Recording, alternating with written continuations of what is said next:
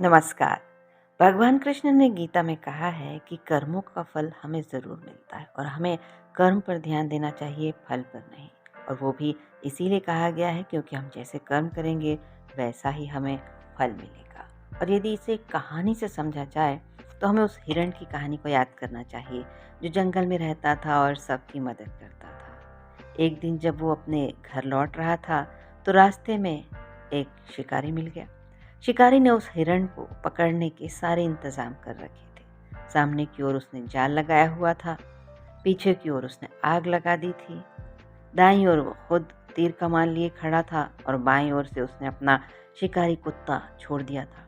अब हिरण के सामने कोई चारा नहीं था, उसे अपने बचने का कोई रास्ता नजर नहीं आ रहा था। उसने अपने अंतिम समय को समझकर अपने ईश्वर को याद किया, लेकिन उसी समय होना कुछ और था।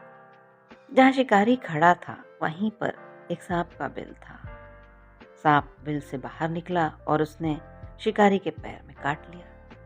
शिकारी तो गिर पड़ा और जो वो तीर उसने साध रखा था वो छूट गया उसके हाथ से और जाकर उसके शिकारी कुत्ते को लग गया। इस तरह कुत्ते की भी वहीं मौत हो गई और हिरण की प्राण रक्षा हो गई। इससे ये तो समझ में आता है कि हम जो भी कर्म करेंगे उसका फल हमें ज़रूर मिलेगा।